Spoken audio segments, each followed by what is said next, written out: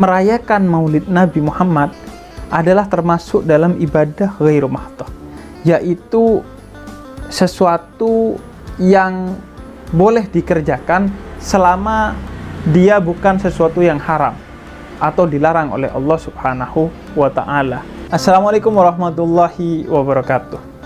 Masih ada orang yang mempermasalahkan atau minimal mempertanyakan tentang bolehnya kita merayakan Maulid Nabi Muhammad SAW. Sebenarnya kalau kita mengacu kepada Al-Quran, Allah katakan, sekecil apapun engkau diberi rahmat oleh Allah, maka bergembiralah. Sebagaimana jika kita membaca surat Yunus ayat 58.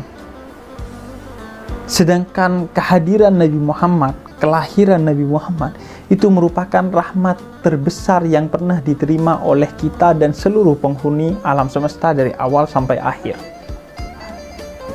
Wa ma arsalnaka illa rahmatan lil alamin. Kata Allah, tidak aku mengutusmu kecuali sebagai rahmat bagi semesta alam. Maka jika rahmat yang kecil saja harus kita bergembira atasnya sebagai bentuk syukur kita dengan kegembiraan yang positif dan tidak dilarang oleh Allah, apalagi ketika kita menerima rahmat terbesar dan teragung kepada alam semesta, yaitu kelahiran Nabi Muhammad. Maka sudah sepatutnya kita bergembira dan merayakannya dengan perayaan-perayaan yang tidak dilarang oleh agama. Karena merayakan Maulid Nabi Muhammad adalah termasuk dalam ibadah ghairu mahdhah, yaitu sesuatu yang boleh dikerjakan selama dia bukan sesuatu yang haram atau dilarang oleh Allah Subhanahu wa ta'ala, dan diisi dengan hal-hal yang positif dalam ibadah tersebut. Seperti bekerja. Bekerja bukan sesuatu yang dilarang. Maka ketika kita bekerja dengan niatan untuk mencari nafkah, memberi makan anak istri, dan untuk mendekatkan diri kepada Allah, maka itu termasuk tindakan yang berpahala.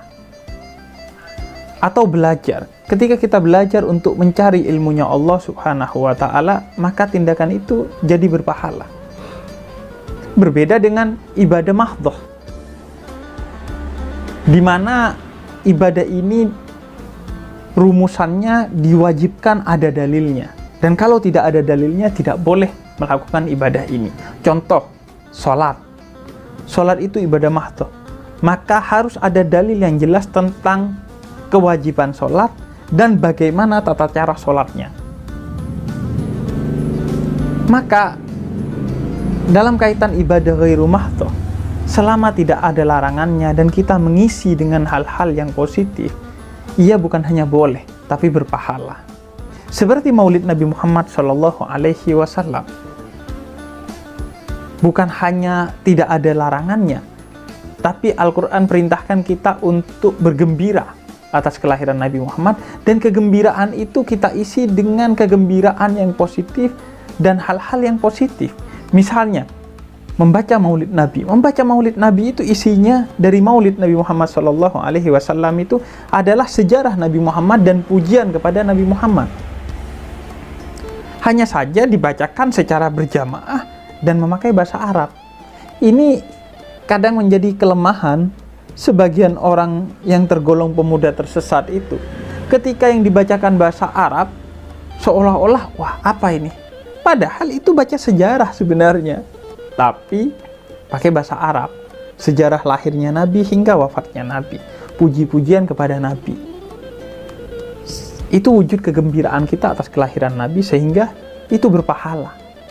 Di samping itu, Maulid Nabi Muhammad di kampung-kampung biasanya diisi dengan hal-hal yang juga positif. Misalnya lomba-lomba, lomba sholawat, lomba baca Quran, lomba menghafal Al-Quran, dan lain sebagainya. Yang itu juga sesuatu yang positif, sehingga bukan hanya boleh, tapi berpahala. Tapi kan Nabi gak meminta atau Nabi gak menyuruh.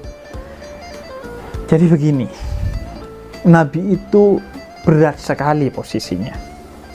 beliau itu diutus oleh Allah ke muka bumi ini untuk menyampaikan dua misi yang terkait dengan dirinya, yaitu yang pertama diminta untuk menyebut dirinya sebagai nabi dan rasul. Bayangkan, nabi itu betapa beratnya.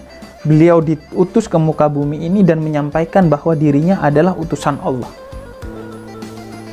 Berbeda kalau Anda diutus untuk menyatakan si A, si B utusan Allah. Masih ada objektivitasnya. Orang masih mungkin percaya karena Anda tidak narsis. Tapi kalau nabi, betapa beratnya beliau diutus oleh Allah ke muka bumi untuk menyatakan bahwa aku adalah utusan Allah, dan siapa yang ingin selamat di dunia dan di akhirat, maka bersyahadatlah kepada Allah dan kepada aku. Bayangkan betapa beratnya misi Nabi Muhammad. Kalau tidak betul-betul agung, maka orang tidak akan percaya. Karena itu beliau adalah manusia suci.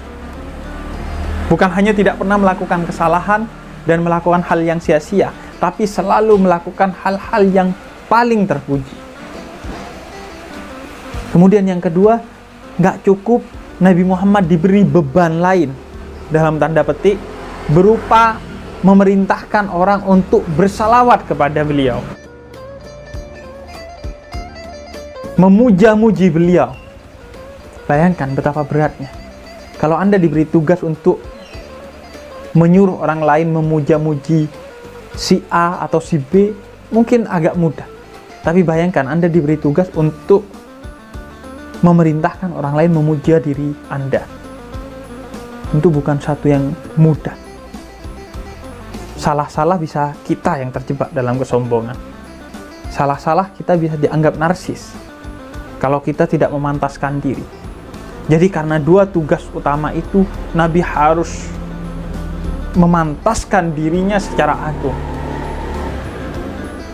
Nah, sudah diberi dua tugas wajib dan utama itu, maka kita masih meminta agar Nabi memerintahkan kita untuk merayakan hari ulang tahun kelahirannya, Maulid Nabi? Ya enggak dong. Kita yang harus sadar diri, sudah dibawa dari zulumat, dari kegelapan menuju nur, cahaya, maka tahu diri sebagai bentuk terima kasih, kita rayakan hari kelahirannya. Tanpa Nabi kemudian menyuruhnya. Apalagi minta dalil Nabi pernah melakukannya atau tidak. Anda berharap Nabi merayakan ulang tahunnya. Nabi gak senarsis itu. Nabi mengaku Nabi dan minta disalawati karena Allah yang memerintahkan.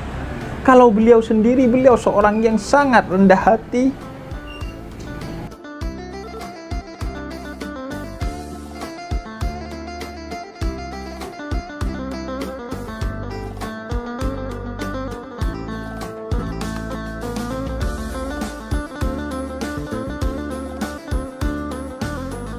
yang bahkan jangankan sesuatu yang bukan haknya, sesuatu yang merupakan haknya, kalau beliau bisa tidak ambil hak itu demi kebaikan orang lain, beliau akan berikan bagi orang lain. Tidak pernah beliau menerima hadiah berupa makanan kecuali beliau bagikan kepada sahabat-sahabatnya yang ada di sekitarnya. Jadi jangan bertanya apakah Nabi memerintahkannya, apakah Nabi melakukannya. Mustahil Nabi melakukan itu. Karena Nabi gak narsis. Selama tidak diwajibkan oleh Allah, Nabi tidak akan melakukannya. Tapi seorang yang memiliki hati yang baik, pikiran yang jernih, maka tanpa disuruh pun kita akan memberikan persembahan kepada Nabi Muhammad karena besarnya jasa beliau kepada kita, berupa diantaranya merayakan hari kelahirannya dengan hal-hal positif, yang di dalamnya kita bersalawat kepada beliau sebagaimana perintah Allah Subhanahu wa Ta'ala dalam Al-Quran, dan di dalamnya kita juga membaca sejarah Nabi agar kita tahu siapa Nabi yang kita kagumi itu, apa saja akhlaknya, agar minimal sedikit demi sedikit kita bisa menginternalisasi akhlak itu dalam diri kita. Terakhir, kalau ada orang yang tanya, lalu merayakan ulang tahunnya siapa, Bib? Yang tidak diperbolehkan, yang diharamkan. Kalau merayakan ulang tahunnya Dajjal, baru Anda bermasalah. Tapi kalau merayakan ulang tahunnya Nabi Muhammad, itu berpahala. Karena semakin Anda merayakan, Anda akan semakin dekat kepada Nabi Muhammad, Anda akan semakin teruji cintanya kepada Nabi Muhammad, dan Anda akan semakin mendapatkan hal-hal positif dari mengingat Nabi Muhammad dan membaca sejarahnya. Wassalamualaikum warahmatullahi ta'ala wabarakatuh.